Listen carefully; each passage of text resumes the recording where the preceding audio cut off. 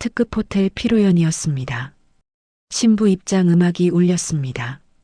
전 시어머니가 기대했습니다. 신부가 누구일까? 베일이 벗겨지자 얼굴이 하얗게 질렸습니다. 엽전 남편이 소리쳤습니다. 지원이. 저는 미소 지으며 그들 자리를 지나갔습니다. 딱 멈춰섰습니다. 어머님 오셨네요? 시어머니가 떨었습니다. 귓속말했습니다. 7년 전 기억하세요?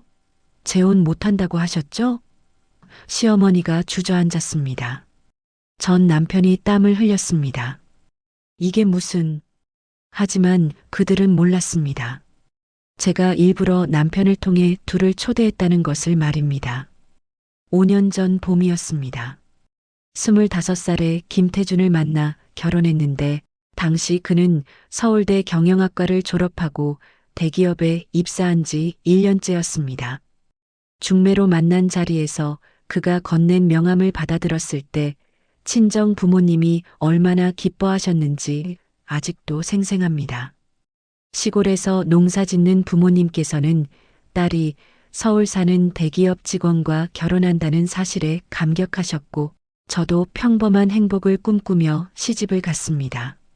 시댁은 서울 강북에 40평대 아파트를 가진 평범한 중산층이었습니다. 시아버지는 중소기업 부장으로 정년퇴직하셨고 시어머니 박영숙은 전업주부로 평생을 살아오셨습니다. 처음 시댁에 인사 갔을 때 시어머니가 저를 위아래로 훑어보시던 눈빛이 그리 따뜻하지 않았지만 결혼 전이라 대수롭지 않게 넘겼습니다. 우리 아들이 좋은 회사 다니는데 내가 운이 좋구나 하시던 말씀도 그냥 어르신 특유의 표현이라고 생각했습니다. 결혼식은 소박하게 치렀습니다. 친정에서 혼수를 준비할 형편이 되지 않아서 최소한만 장만했는데 시어머니가 혼수 품목을 하나하나 확인하시며 한숨을 쉬셨습니다. 요즘 세상에 이것밖에 안 해오니 하시는 말씀에 얼굴이 화끈거렸지만 참았습니다. 신혼집은 시댁에서 마련해 주신 전세였는데 20평 남짓한 작은 아파트였지만 저는 감사했습니다. 결혼 첫 해는 그럭저럭 괜찮았습니다. 남편 태주는 회사 일로 바빴지만 주말에는 함께 시간을 보냈고 시댁 방문도 한 달에 2번 정도였습니다. 하지만 명절 때마다 친정 이야기가 나올 때면 분위기가 묘하게 변했습니다. 친정에서는 뭘 보내주시니 하고 시어머니가 물으시면 저는 쌀이랑 김치 정도라고 대답할 수밖에 없었습니다. 요즘 시대의 쌀이랑 김치? 하시며 코웃음 치시는 모습을 보면서도 친정 형편을 생각하면 변명할 수가 없었습니다. 2년차가 되자 시어머니의 태도가 조금씩 달라지기 시작했습니다. 시댁에 갈 때마다 제 옷차림을 지적하셨는데 며느리가 그렇게 입고 다니면 우리 체면이 어떻게 되니 하시면서도 정작 옷을 사주시지는 않으셨습니다. 어느 날 백화점에서 명품 가방을 사시면서 제게도 하나 사주시는 줄 알았는데 넌 아직 이런 거 들기엔 이르지 하시며 당신 것만 계산하셨습니다. 그날 집에 돌아와서 남편한테 서운하다고 말했더니 엄마가 원래 그래. 참아하면서 제 편을 들어주지 않았습니다. 3년 차에 접어들 무렵 가장 힘들었던 건 시댁 가족 모임이었습니다. 시어머니 친구들이 오시는 날이면 저는 부엌에서 음식을 준비하고 시중을 들어야 했는데 거실에서 들려오는 대화가 귀에 꽂혔습니다. 우리 며느리는 학벌이 별로예요. 전문대 나왔거든요 하시는 시어머니 목소리에 손이 떨렸습니다. 그래도 착하기는 하죠? 하고 친구분이 물으시자 착한 건 뭐예요? 시집살이가 착한 걸로 되나 하고 웃으시던 소리가 지금도 생생합니다. 친정 부모님을 시댁에 초대한 적이 딱 한 번 있었습니다. 결혼 2년째 되던 해 추석이었는데 아버지가 농사지은 햅쌀을 직접 가져오시겠다며 오셨습니다. 시골 사투리를 쓰시는 아버지와 수수한 차림의 어머니를 보시던 시댁 식구들의 표정을 잊을 수가 없습니다. 친정 부모님이 돌아가신 후 시어머니가 다음부터는 그냥 택배로 보내시라고 해하시며 거실 소파를 닦으시던 모습에 가슴이 무너졌습니다. 그래도 저는 참았습니다. 결혼이란 게 원래 이런 거라고 생각하며 견뎠습니다. 남편이 저를 사랑한다고 믿었고 시간이 지나면 시어머니도 마음을 여실 거라고 기대했습니다. 친구들한테 하소연하면 시집살이 안 한 사람이 어디 있어 하며 위로해줬지만 밤마다 혼자 울었던 기억이 떠오릅니다. 그때만 해도 이 결혼이 2년 후 어떻게 끝날지 상상조차 하지 못했습니다. 결혼 1년이 지나면서 시어머니의 본 모습이 조금씩 드러나기 시작했습니다. 처음에는 사소한 지적이었는데 국이 좀 싱겁네. 청소가 안 됐어 같은 말씀들이었지만 점점 강도가 세졌습니다. 시댁에 갈 때마다 제 옷차림부터 화장, 말투, 걸음걸이까지 하나하나 지적하셨는데 며느리가 그렇게 입고 다니면 우리 체면이 뭐가 되니 하시면서도 정작 옷을 사주시거나 하지는 않으셨습니다. 가장 창피했던 건 시댁 친척 모임이었습니다. 명절도 아닌데 시댁 친척들이 모인 자리에서 시어머니가 저를 소개하시며 우리 며느리는 학벌이 별로예요. 전문대 나왔거든요 하고 말씀하셨습니다. 옆에 있던 친척 아주머니가 그래도 착하게 생겼네요 하고 위로해 주시자 시어머니는 착한 게 밥 먹여주나요? 요즘 세상에 하시며 웃으셨습니다. 그 자리에 앉아서 고개를 들 수가 없었는데 시댁 식구들은 모두 웃고 계셨습니다. 남편한테 그날 일을 이야기했더니 돌아온 대답이 더 충격이었습니다. 엄마가 원래 그래. 나쁜 뜻으로 한 말 아니니까 신경 쓰지 마 하면서 오히려 저더러 예민하다고 했습니다. 엄마한테 대들지 말고 그냥 참아. 며느리가 시어머니한테 그러는 거 아니야 하는 말을 들으니 이 남자가 제 편이 아니라는 걸 깨달았습니다. 그날 밤 화장실에 숨어서 울었는데 남편은 거실에서 텔레비전을 보고 있었습니다. 결혼 2년째가 되자 시어머니의 무시는 더욱 노골적이 됐습니다. 어느 날 시어머니가 백화점 쇼핑을 같이 가자고 하셔서 따라갔는데 명품관에서 600만 원짜리 가방을 고르시는 걸 봤습니다. 이거 예쁘지? 하시며 제게 물으시길래 예쁘다고 대답했더니 너한테 사주는 거 아니야. 내 분수에 이건 좀 하시며 웃으셨습니다. 그러면서 당신 가방만 계산하시고 제게는 넌 이따 푸드코트에서 밥이나 사줄게 하셨습니다. 시댁 가족여행 이야기가 나온 건 결혼 2년 반쯤 됐을 때였습니다. 시아버지 칠순을 맞아서 제주도로 가족여행을 간다는데 저는 당연히 포함된 줄 알았습니다. 그런데 여행 일주일 전에 시어머니한테 전화가 왔습니다. 지원아, 너는 집에서 쉬고 있어. 우리끼리 갈게 하시는 말씀에 귀를 의심했습니다. 왜냐고 묻자 며느리까지 가면 사람 많아서 불편해. 우리 식구끼리 편하게 가려고 하셨습니다. 남편한테 물어보니 이미 알고 있었다는 사실에 더 화가 났습니다. 엄마가 그러시는데 어떡해. 우리 다음에 둘이 여행 가면 되잖아 하면서 별일 아니라는 듯 말했습니다. 저도 가족인데 왜 빼는 거예요 하고 따졌더니 너무 예민하게 굴지 마. 엄마 기분 상하시겠어 하면서 오히려 저를 나무랐습니다. 결국 사흘 동안 혼자 집을 지키며 울었는데 시댁 식구들은 제주도에서 찍은 사진을 단체 카톡방에 올리며 즐거워했습니다. 친정 부모님 이야기만 나오면 분위기가 싸늘해졌습니다. 친정에서는 뭘 해주시니 하고 시어머니가 물으실 때마다 대답하기가 곤욕스러웠습니다.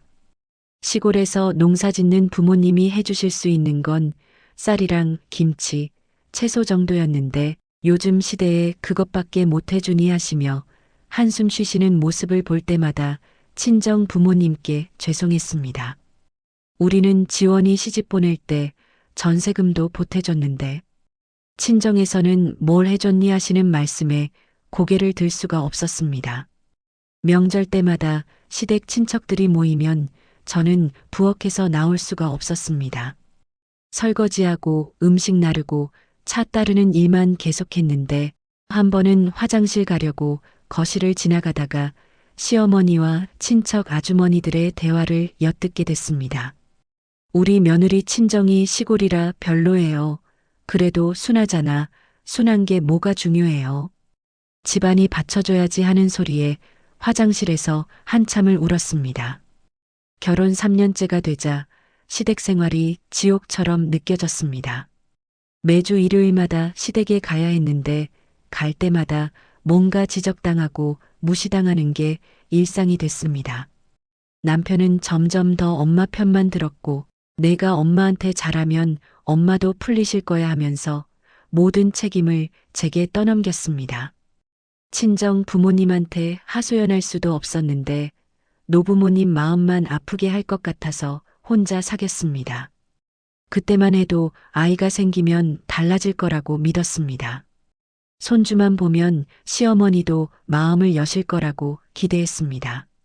하지만 그게 얼마나 순진한 생각이었는지 곧 깨닫게 됐습니다. 결혼 3년째 되던 해봄 생리가 늦어지면서 임신 사실을 알게 됐습니다. 약국에서 산 테스터기에 2줄이 나타났을 때 기쁘면서도 한편으로는 두려웠는데 시어머니가 어떤 반응을 보이실지 걱정됐기 때문입니다.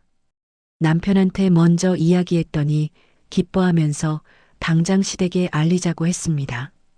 엄마가 얼마나 좋아하실까. 손주 보고 싶어 하셨는데 하면서 신나하는 모습을 보니 이번엔 달라질 거라는 기대가 생겼습니다. 그날 저녁 시댁에 가서 임신 소식을 알렸습니다. 시어머니 반응은 예상과 달랐는데 아들이지? 하고 제일 먼저 물으셨습니다. 아직 성별은 모르는데 몇 주 후에 알 수 있대요 하고 대답했더니 표정이 굳어지셨습니다. 아들 낳아야 대접받는다. 딸이면 곤란해 하시는 말씀에 남편이 엄마, 요즘 세상에 그게 무슨 소리예요 하고 말렸지만 시어머니는 너는 몰라. 며느리는 아들 낳아야 집안에서 입지가 생기는 거야 하고 단호하게 말씀하셨습니다. 임신 사실을 알고 나서 시어머니 태도가 더 까다로워졌습니다. 매일같이 전화해서 미역국 먹었니, 몸조리 잘하고 있니 물으시는데 그 말 끝에는 항상 아들 낳아야 한다는 말씀이 따라왔습니다. 우리 집안은 대대로 아들을 먼저 낳았어.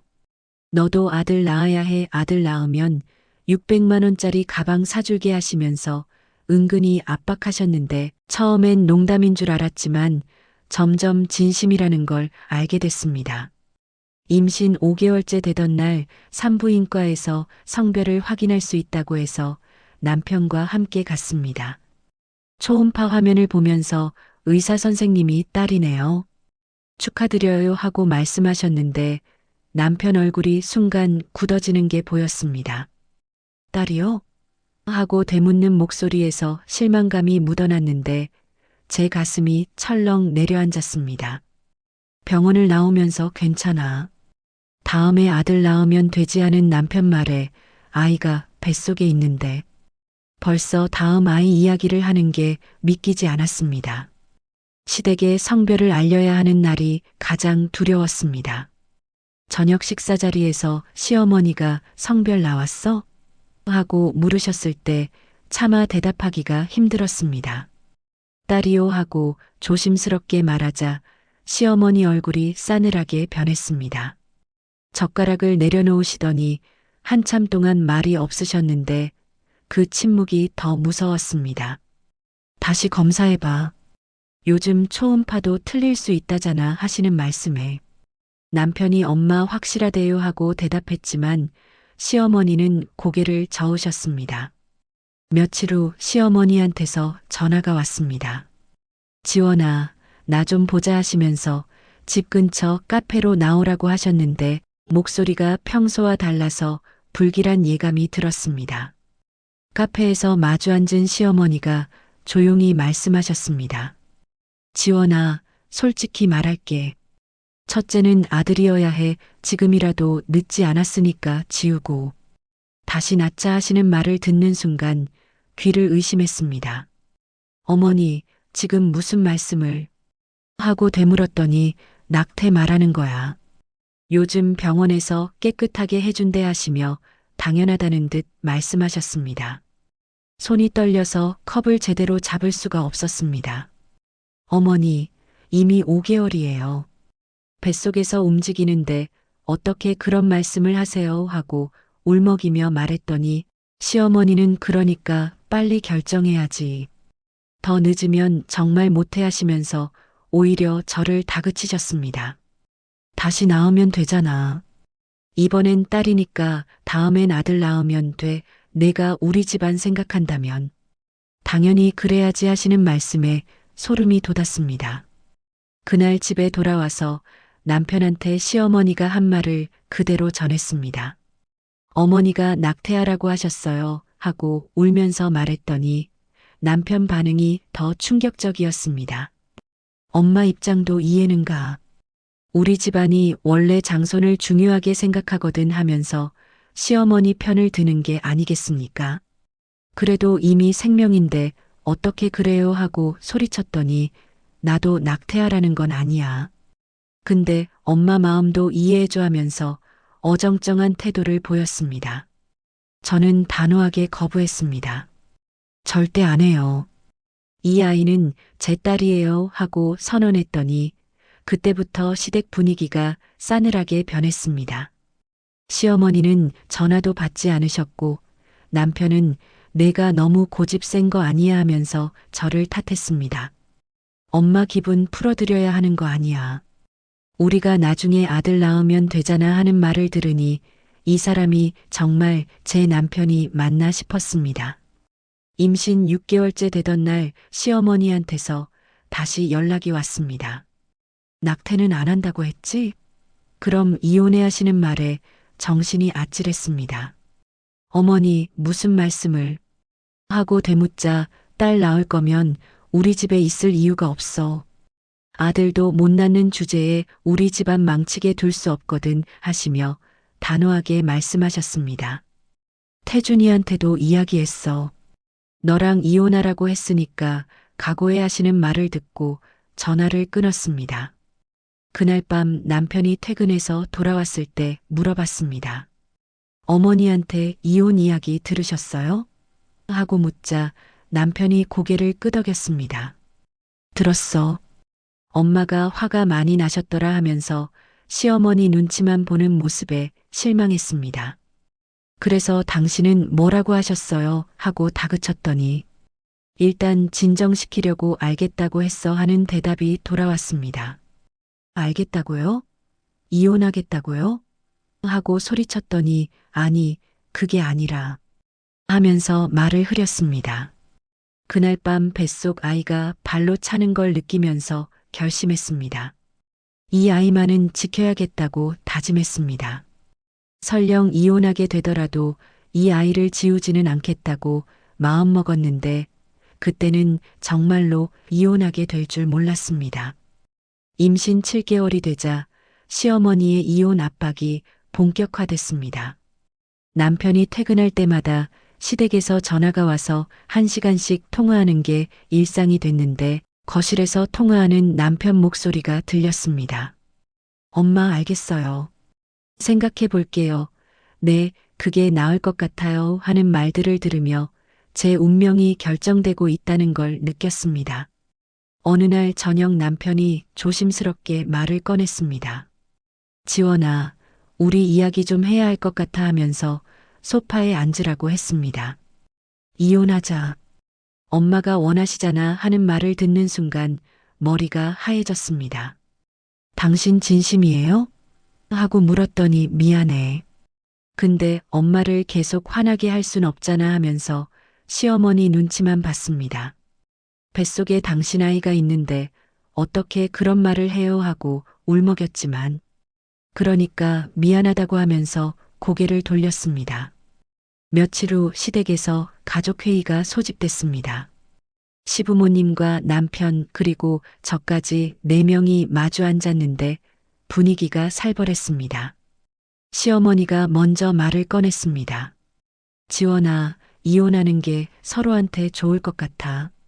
내가 딸을 고집하니까 어쩔 수 없지 하시면서 마치 제 잘못인 것처럼 몰아가셨습니다. 어머니, 제가 뭘 잘못했어요? 하고 물었더니 아들 못 낳는 게 잘못이지 하시며 단호하게 말씀하셨습니다. 이혼 조건 이야기가 나왔습니다. 위자료는 한 푼도 줄 수 없다고 했습니다. 내가 딸 낳았으니 내 잘못이야.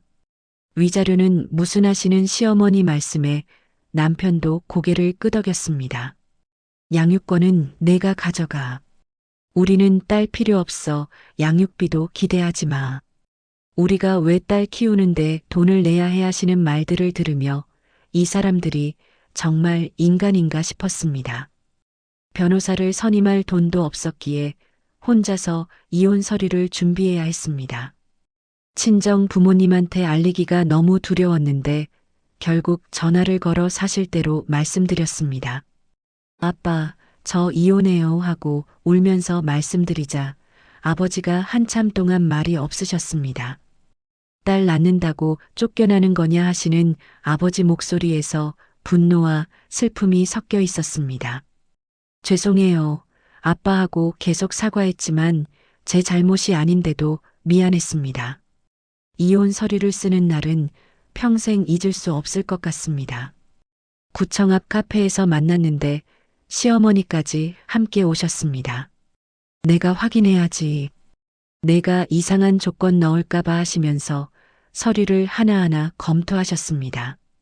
위자료 없음, 양육비 없음, 재산 분할 없음이라고 적힌 문구를 보시며 만족스러워 하셨습니다. 이제 서명해 하시는 말에 펜을 들었지만 손이 떨려서 제대로 쓸 수가 없었습니다. 서명을 마치고 일어서려는데 시어머니가 마지막 말을 던지셨습니다. 지원아, 잘 들어. 너 같은 애 재혼도 못할 거야 하시는 말에 얼어붙었습니다. 이혼녀의 딸 딸린 년 누가 받아줘? 평생 혼자 살면서 우리한테 했던 짓 후회하면서 살아 하시며 저주하듯 말씀하셨습니다. 옆에 있던 남편도 거들었습니다. 엄마 말이 맞아요. 당신 수준의 재혼은 무리예요. 딸이나 잘 키워요. 그것도 제대로 못할 것 같지만 하는 말에 가슴이 무너졌습니다. 카페를 나오는데 시어머니가 휴대폰으로 전화를 거는 게 들렸습니다. 여보세요? 지원이 친정 어머니세요? 하시는 말에 뒤돌아봤습니다. 시어머니가 저를 보며 비웃듯 웃으면서 친정 어머니한테 말씀하셨습니다. 딸 교육 잘못 시키셨어요. 아들도 못 낳고 집안만 망쳤네요. 시집살이도 제대로 못하고. 말이에요 하시는 말들을 듣고 전화를 빼앗으려 했지만 남편이 제 팔을 잡았습니다. 그냥 가요. 더 말씀 들으시기 전에 하면서 저를 떠밀었습니다. 집으로 돌아오는 길에 친정 어머니한테 전화가 왔습니다. 울고 계셨습니다. 지원아, 엄마가 미안해. 우리가 가난해서 내가 무시당한 거지. 하시면서 자책하시는 어머니 목소리에 전화를 끊을 수가 없었습니다. 엄마 잘못 아니에요 하고 계속 말했지만 어머니는 계속 우셨습니다. 그날 밤 통화를 끊고 나서 혼자 소파에 앉아 있었는데 뱃속 아이가 움직이는 게 느껴졌습니다. 출산 예정일이 한 달 남았을 때 친정으로 내려갔습니다. 시댁에서 나온 짐은 가방 2개가 전부였는데 3년 동안 살았던 흔적이 그것뿐이라는 게 허무했습니다. 친정 부모님은 저를 보시고 우셨고 저도 부모님 품에서 한참을 울었습니다. 미안해요. 아빠 엄마하고 계속 사과했지만 아버지가 제 머리를 쓰다듬으시며 내 잘못 아니야 하셨습니다. 한 달 후 딸 하은이를 낳았습니다. 진통이 시작됐을 때 혼자 택시를 타고 병원에 갔는데 분만실에서 혼자 아이를 낳는 게 얼마나 외로운지 그때 알았습니다. 간호사가 보호자는요?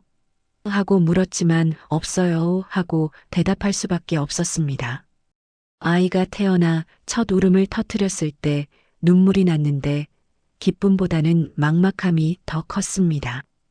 산후조리원도 갈 형편이 안 돼서 친정에서 조리했습니다. 어머니가 미역국을 끓여주시고 아이를 돌봐주셨지만 밤마다 아이 울음소리에 잠을 설쳤습니다. 어느 날 밤 하은이를 안고 있는데 문득 시어머니가 했던 말이 떠올랐습니다. 너 같은 애 재혼도 못할 거야. 평생 후회하면서 살아하던 그 저주 같은 말들이요. 그날 밤 하은이를 재우고 나서 거울을 봤습니다. 28살 젊은 나이였지만 거울 속 제 모습은 늙어 보였습니다. 하지만 그때 다짐했습니다. 두고 봐요. 언젠가 꼭 복수할 거예요. 제가 얼마나 행복해질 수 있는지 보여드릴게요 하고 거울 속 제 자신한테 약속했습니다. 그게 2년 후 정말로 이루어질 줄은 그때 몰랐습니다. 출산 후 석 달이 지나자 현실이 보이기 시작했습니다. 친정 부모님도 연로하신 데다 농사일로 바쁘셔서 제가 아이를 키우며 돈을 벌어야 했습니다. 하은이를 어머니께 맡기고 시내로 나가서 일자리를 알아봤는데 전문대 졸업에 경력 단절된 20대 후반 싱글맘을 받아주는 곳은 거의 없었습니다. 면접 볼 때마다 아이가 있으시면 야근이 힘드실 텐데 갑자기 아이 아프면 어떡하시려고 하는 말들을 들으며 좌절했습니다. 결국 편의점 야간 아르바이트부터 시작했습니다. 밤 10시부터 아침 6시까지 일하고 집에 돌아와서 하은이를 돌봤는데 잠을 제대로 잘 수가 없어서 늘 피곤했습니다. 시급 9,000원으로 한 달에 200만 원 남짓 벌었는데 분유값이랑 기저귀값 내고 나면 남는 게 거의 없었습니다. 어머니가 지원아, 너무 무리하지 마. 엄마가 도와줄게 하셨지만 이미 부모님께 짐이 되는 게 싫어서 괜찮아요 하고 버텼습니다. 하은이가 돌이 되자 조금 더 나은 일자리를 찾기 시작했습니다. 낮 시간에 일할 수 있는 카페 아르바이트를 구했는데 하은이를 어린이집에 맡기고 오전 9시부터 오후 5시까지 일했습니다. 그래도 밤 근무보다는 나았지만 여전히 빠듯했습니다. 어느 날 카페 동료가 언니 저녁에 레스토랑 서빙 같이 안 할래요? 시급이 좋대요 하면서 제안했고 저는 고민 없이 승낙했습니다. 이중 아르바이트를 시작한 건 하은이가 돌 반쯤 됐을 때였습니다. 낮에는 카페에서 일하고 저녁 6시부터 10시까지는 강남에 있는 고급 이탈리안 레스토랑에서 서빙을 했습니다. 하은이는 친정 어머니가 재워주셨는데 밤늦게 집에 돌아올 때마다 자고 있는 딸 얼굴을 보면 미안했습니다. 하은아, 엄마가 꼭 성공해서 너한테 좋은 거 다 해줄게 하고 속삭이며 매일 다짐했습니다. 레스토랑에서 일한 지 석 달쯤 됐을 때였습니다. 평일 저녁이었는데 30대 중반으로 보이는 남자 손님이 혼자 오셨습니다. 정장 차림의 단정한 인상이었는데 테이블에 앉아서 메뉴를 고르시는 모습이 세련돼 보였습니다. 제가 주문을 받으러 가자 파스타 추천해 주시겠어요? 하고 공손하게 물으셨는데 목소리가 부드러웠습니다. 트러플 크림 파스타 맛있어요. 하고 추천해 드렸더니 그럼 그걸로 주세요 하시며 미소 지으셨습니다. 식사 중에 와인 잔을 떨어뜨리는 작은 사고가 있었습니다. 제가 황급히 달려가서 치우려는데 그분이 먼저 괜찮아요. 제가 실수했어요 하시면서 미안해 하셨습니다. 보통 손님들은 직원 탓을 하는데 이렇게 예의 바른 분은 처음이었습니다. 아니에요. 제가 미리 챙겼어야 했는데 하고 세 잔을 가져다 드렸는데 정말 죄송해요. 혹시 옷에 튀지 않았어요? 하시며 오히려 제 걱정을 하셨습니다. 식사를 마치고 계산하실 때 팁으로 5만 원을 주시는 게 아니겠습니까? 아니에요. 받을 수 없어요 하고 거절했더니 서비스가 정말 좋았어요. 받아주세요 하시며 웃으셨습니다. 그리고 명함을 한 장 꺼내 건네시며 혹시 이직 생각 있으시면 연락 주세요. 저희 회사에서 좋은 인재 찾고 있거든요 하셨습니다. 명함을 받아보니 강남건설 이사 강민재라고 적혀 있었고 서울대 경영학과 졸업이라는 학력도 보였습니다. 그날 밤 집에 돌아와서 명함을 다시 봤습니다. 강남건설이라면 제법 큰 회사라는 걸 알고 있었는데 이사라는 직함에 놀랐습니다. 하지만 전 단순히 서빙 아르바이트생일 뿐이었고 설마 연락할 생각은 하지 않았습니다. 그런데 일주일 후 그분이 또 오셨습니다. 저번에 추천해 주신 파스타가 너무 맛있어서 다시 왔어요 하시며 같은 메뉴를 주문하셨는데 왠지 저를 보러 온 것 같다는 느낌이 들었습니다. 두 번째 방문 때 식사를 마치고 나가시면서 조심스럽게 물으셨습니다. 실례지만 커피 한 잔 같이 하실 수 있을까요? 아, 퇴근 후에요. 지금 일하시는 거 아는데 퇴근하시면 근처 카페에서 하시는 말씀에 당황했습니다. 죄송한데 저는 아이가 있어요. 하고 솔직하게 말했더니 잠시 놀란 표정을 지으셨습니다. 아, 그러시구나. 실례했습니다 하시며 돌아서려는데 제가 용기를 냈습니다. 그래도 괜찮으시다면 한 잔 정도는 괜찮아요 하고 말했습니다. 퇴근 후 근처 카페에서 만났습니다. 마주 앉아서 이야기를 나누는데 이분이 정말 신사라는 걸 느꼈습니다. 싱글맘이세요? 하고 조심스럽게 물으셨고 저는 솔직하게 대답했습니다. 네, 이혼했어요. 딸이 돌 조금 넘었고요 했더니 힘드셨겠어요 하시며 동정이 아닌 진심 어린 이해의 눈빛을 보내셨습니다. 저도 이혼 경험 있어요. 자녀는 없지만 이혼이 얼마나 힘든지 알아요 하시는 말씀에 마음이 놓였습니다.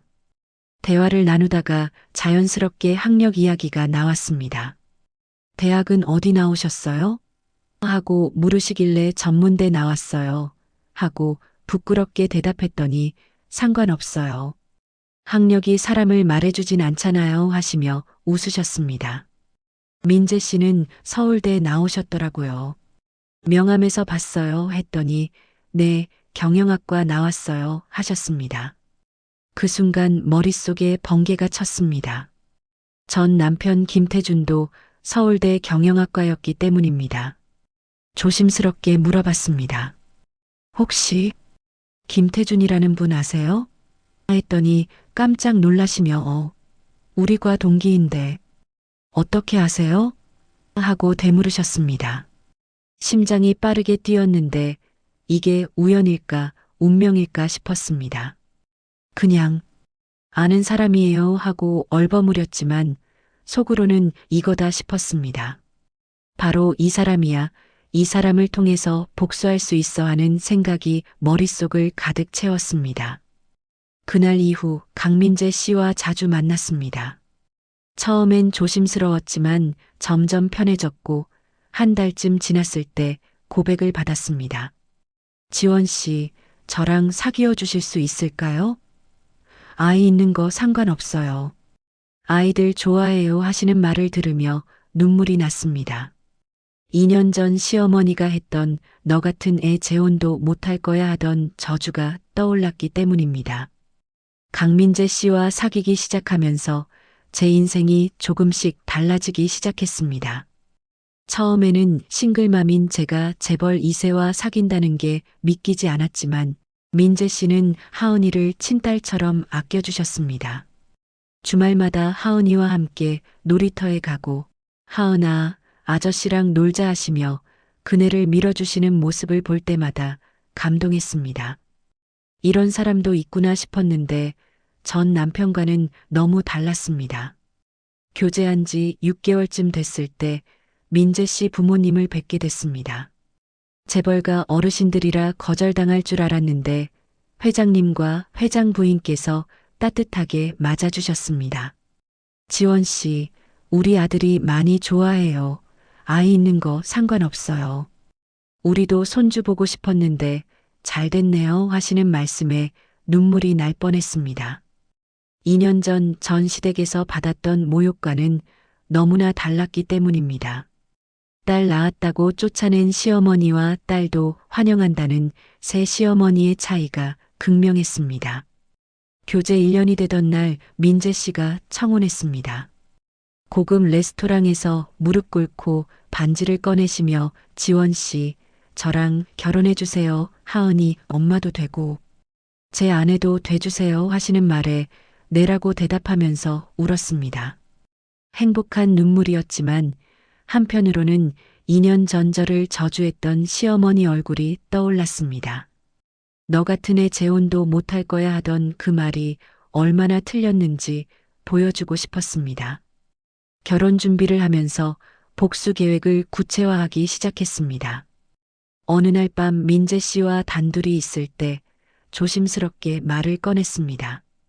여보, 사실 김태준 씨가 제 전남편이에요 하고 고백했더니 민재 씨가 깜짝 놀라셨습니다. 뭐, 태준이가? 하시면서 믿기지 않는다는 표정이었습니다. 네, 2년 전에 이혼했어요. 하고 솔직하게 말씀드리자.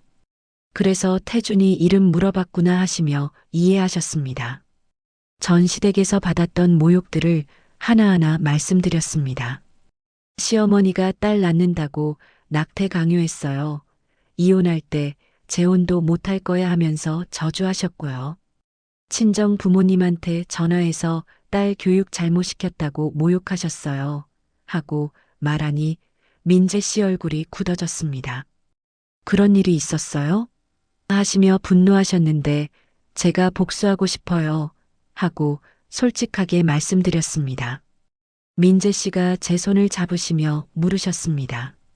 어떻게 하고 싶은데요? 했더니 저는 깊게 숨을 쉬고 말했습니다. 피로연에 전 남편이랑 시어머니를 초대하고 싶어요. 제가 얼마나 행복해졌는지 보여주고 싶어요 했더니 민재 씨가 잠시 생각하시더니 고개를 끄덕이셨습니다. 알겠어요. 제가 도와드릴게요. 그분들이 당신한테 한 짓을 생각하면 당연히 보여줘야죠 하시며 동의해 주셨습니다. 구체적인 계획을 세웠습니다. 태준 씨한테 청첩장 보낼 때 부모님도 꼭 모시고 오라고 해주세요. 그리고 신부가 누군지는 당일까지 비밀로 해주세요 하고 부탁드리자 민재 씨가 좋아요. 그렇게 할게요 하시며 웃으셨습니다. 태준이 엄마가 제 얼굴 보는 순간 어떤 표정 지을지 궁금하네요 했더니 상상만 해도 통쾌해요 하고 대답했습니다. 며칠 후 민재 씨가 김태준한테 전화하셨습니다. 옆에서 듣고 있었는데 목소리가 자연스러웠습니다.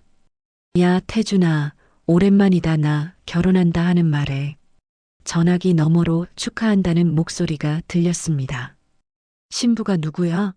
하고 묻자 민재 씨가 그건 당일날 깜짝 공개할 거야 하시며 웃으셨습니다. 신비 주인에? 하는 태준 목소리가 들렸고, 그리고 부모님도 꼭 모시고 와 하시는 민재 씨 말에 알겠어 하는 대답이 돌아왔습니다. 우리 아버지가 격식 차리시는 분이라 동기 부모님들 다 초대하래 하는 민재 씨 말에 태준이 오케이. 우리 엄마 좋아하시겠다 하고 대답했습니다. 전화를 끊고 민재 씨가 저를 보시며 됐어요. 태준이가 어머니 모시고 온대요 하시는 말에 가슴이 두근거렸습니다. 고마워요 하고 말했더니 당신 행복이 제 행복이에요 하시며 안아주셨습니다. 그날 밤 혼자 생각했습니다. 2년 전 시어머니가 저를 저주하던 그 순간이 떠올랐습니다. 너 같은 애 재혼도 못할 거야. 평생 후회하면서 살아하시던 그 말들이요. 이제 보여드릴게요 하고 중얼거리며 거울을 봤습니다. 제가 얼마나 행복한지, 제가 누구랑 결혼하는지, 당신 아들이 직접 어머니를 데려오게 만들 거예요 하고 다짐했습니다. 며칠 후 친구한테서 소식을 들었습니다. 태준 어머니 박영숙이 동네방네 자랑하고 다닌다는 얘기였습니다. 우리 아들 친구가 재벌이래. 강남건설 회장.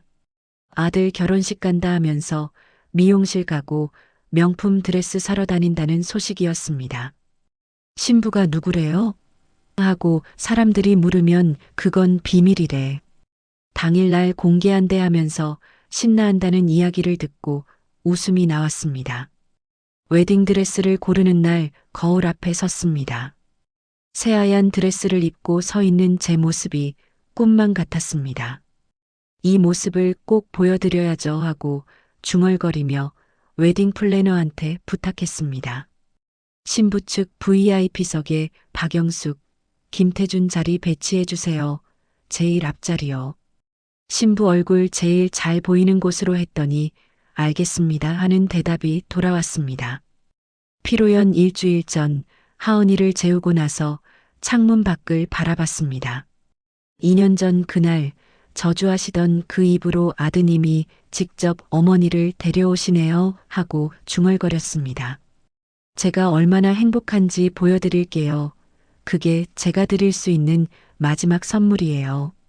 하고 다짐하며 잠자리에 들었습니다. 이틀 후면 모든 계획이 실현될 예정이었습니다. 피로연 당일 아침이 밝았습니다. 거울 앞에서 드레스를 입는데 손이 떨렸는데 긴장이 아니라 기대 때문이었습니다. 웨딩 플래너가 신부님 정말 아름다우세요 하고 말했지만 저는 거울 속 제 모습보다 몇 시간 후 펼쳐질 장면만 생각했습니다. 오늘 인생 최고로 아름다운 모습 보여드려야죠 하고 중얼거리며 립스틱을 바르는데 민재 씨가 대기실 문을 두드렸습니다. 여보, 태준이랑 태준이 어머니 도착했어요 하시는 말에 심장이 빠르게 뛰었습니다. 어디 계세요? 하고 물으니 신부 측 VIP석에 앉으셨어요. 태준이 어머니 되게 신나 보이시더라 하시며 웃으셨습니다. 당신이 부탁한 대로 제일 앞자리 배치했어요 하시는 말에 고마워요 하고 대답했습니다. 민재 씨가 제 손을 잡으시며 준비됐어요? 하고 물으셨고 저는 고개를 끄덕였습니다. 2년을 기다렸어요 하고 대답했습니다. 특급 호텔 그랜드 볼룸에는 500명 넘는 하객이 모여 있었습니다. 김태준과 박영숙은 신부 측 VIP석 제일 앞자리에 앉아 있었는데 옆 귀빈들과 이야기 나누며 즐거워하는 모습이 보였습니다. 민재 씨 친구가 나중에 들려준 이야기로는 박영숙이 옆 사람한테 우리 아들이 신랑이랑 서울대 동기예요. 저희도 처음 오는 자리라 떨리네요 하면서 겸손한 척했다고 합니다. 김태준은 대학 동기들과 모여 앉아서 이야기하고 있었습니다. 야, 신부가 진짜 누구래? 민재가 비밀 엄청 지키네 하면서 웃고 있었다는데 옆 친구가 신부 부모님 성함이 서호, 이호래 하고 말하자 김태준이 뭔가 익숙한데 하며 고개를 갸우뚱했다고 합니다. 하지만 설마 했던 모양입니다. 이혼한 지 2년밖에 안 된 전처가 재벌이랑 결혼한다는 건 상상도 못했을 테니까요. 대기실에서 마지막 점검을 하는데 웨딩 플래너가 들어왔습니다. 신부님, 시어머니 되실 분 오셨어요 하는 말에 어머니 하고 반가워했습니다. 민재 씨 어머니께서 들어오시더니 제 손을 잡으시며 지원아, 오늘 정말 예쁘다. 우리 며느리 최고야 하시는 말씀에 눈물이 날 뻔했습니다. 2년 전 시어머니한테는 한 번도 들어보지 못한 말이었습니다. 고맙습니다, 어머니 하고 인사드렸습니다. 입장 시간이 다가왔습니다. 친정 아버지가 제 팔을 잡으시며 떨리니? 하고 물으셨습니다. 아니요, 아빠. 오히려 기대돼요 하고 대답하자 아버지가 빙그레 웃으셨습니다. 아버지도 2년 전 일을 알고 계셔서 오늘 통쾌하겠구나 하시며 제 손을 꼭 쥐어주셨습니다. 가자 아빠. 보여드려야죠 하고 말했더니 그래, 가자 하시며 걸음을 옮기셨습니다. 입장 음악이 울렸습니다. 웅장한 클래식 음악이 볼룸 전체에 퍼지면서 조명이 어두워졌습니다. 문이 천천히 열리면서 스포트라이트가 저를 비췄습니다. 베일을 쓴 채로 아버지와 함께 레드카펫을 걸었는데 하객들이 모두 일어서서 박수를 쳤습니다. 심장이 터질 것처럼 빠르게 뛰었지만 걸음은 침착하게 옮겼습니다. VIP석을 지나가는데 박영숙 목소리가 들렸습니다. 와, 드레스 정말 예쁘다. 어떤 분이 우리 아들 친구 신부일까 하면서 기대에 차서 쳐다보고 계셨습니다. 제 얼굴은 베일로 가려져 있어서 아직 모르셨겠지만 제 심장은 폭발할 것처럼 뛰었습니다. 김태준도 옆자리에서 고개를 빼고 쳐다보고 있었는데 아직 누군지 모르는 표정이었습니다. 신랑 앞까지 걸어가서 아버지가 제 손을 민재 씨한테 넘겨주셨습니다. 민재 씨가 제 손을 잡으시며 괜찮아요? 하고 작게 속삭이셨고 저는 완벽해요 하고 대답했습니다.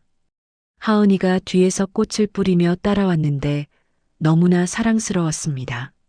엄마 예뻐 하고 하은이가 말하자 하객들이 웃었습니다.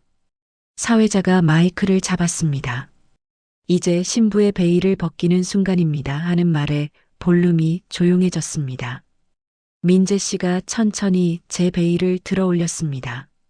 베일이 벗겨지는 순간 제 얼굴이 드러났고 하객들 사이에서 탄성이 터져 나왔습니다. 박수 소리가 울려 퍼졌는데 그 박수 소리 사이로 누군가 숨 넘어가는 소리가 들렸습니다. VIP석을 봤습니다.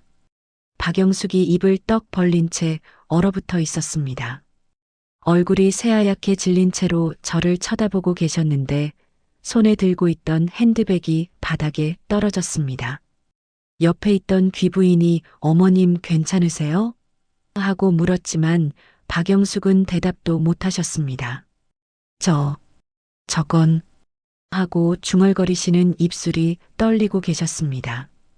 김태준도 충격받은 표정이었습니다.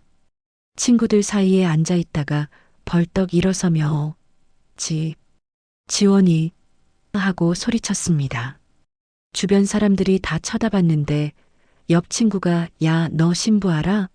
하고 물었습니다. 김태준이 전 아내 하고 중얼거리자 친구들 사이에서 웅성거림이 일었습니다. 뭐? 진짜? 하는 소리가 들렸고 김태준은 얼굴이 새빨개진 채로 자리에 주저앉았습니다. 민재 씨와 손을 잡고 단상으로 올라갔습니다. 올라가면서 VIP석을 지나쳤는데 박영숙 자리 바로 옆을 지나갈 때 제가 걸음을 멈췄습니다. 민재 씨가 잠깐 놀란 표정을 지으셨지만 제 손을 꼭 잡아주셨습니다. 저는 박영숙을 내려다보며 미소를 지었습니다. 어머님 오셨네요 하고 인사했습니다. 박영숙이 떨리는 목소리로 지원아 하고 제 이름을 불렀습니다. 저는 고개를 살짝 숙이며 귓속말로 속삭였습니다. 2년 전 기억하세요? 재혼도 못할 거라고 하셨죠? 했더니 박영숙 얼굴이 더 하얗게 변했습니다. 옆에 있던 귀부인이 아시는 분이세요? 하고 물었지만 박영숙은 대답도 못하셨습니다. 김태준 자리도 지나가면서 눈을 마주쳤습니다. 오랜만이에요. 태준 씨하고 인사했더니 김태준이 식은땀을 흘리며 고개를 숙였습니다. 옆 친구들이 킥킥거리며 웃는 게 들렸는데 야, 너 완전 망했다. 전처가 재벌이랑 결혼하네 하는 소리가 들렸습니다. 김태준은 땀을 닦으며 자리에 앉아 있었지만 얼굴이 새빨개져 있었습니다. 단상에 올라서서 하객들을 바라봤습니다. 500명이 넘는 사람들이 박수를 치고 있었지만 제 눈에는 VIP석 첫 번째 줄에 앉아 있는 박영숙만 보였습니다. 주저앉아서 옆 사람한테 부축받고 있는 모습이 보였는데 2년 전 저를 저주하던 그 당당한 모습은 온데간데 없었습니다. 평생 후회하면서 살 거야 하시던 그 말이 떠올랐습니다. 혼인 선서를 하는 순간 박영숙이 자리에서 일어나 화장실로 향하는 게 보였습니다. 비틀거리며 걸어가시는 뒷모습을 보면서 마음 한편이 복잡했지만 후회는 없었습니다. 제가 행복한 모습 보여드렸어요. 하고 속으로 중얼거렸습니다. 민재 씨가 제 손을 꼭 쥐어주시며 사랑합니다 하고 말씀하셨고 저도 사랑해요 하고 대답했습니다.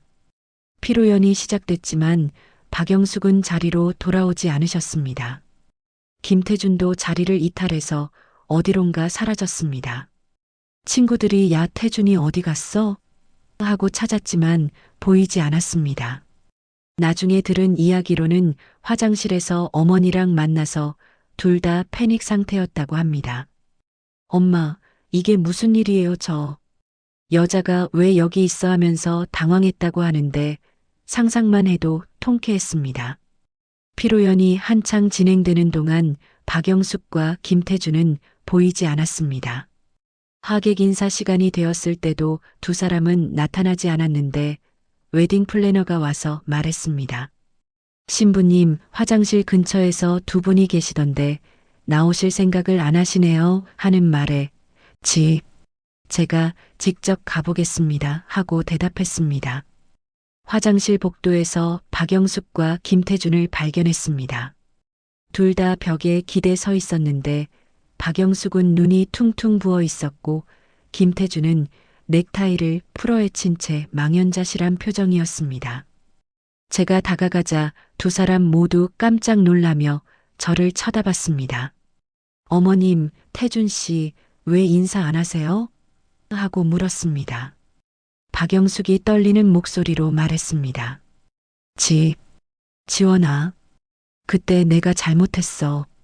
하시면서 무릎을 꿇으려 하셨습니다. 하지만 저는 차갑게 말했습니다. 일어나세요.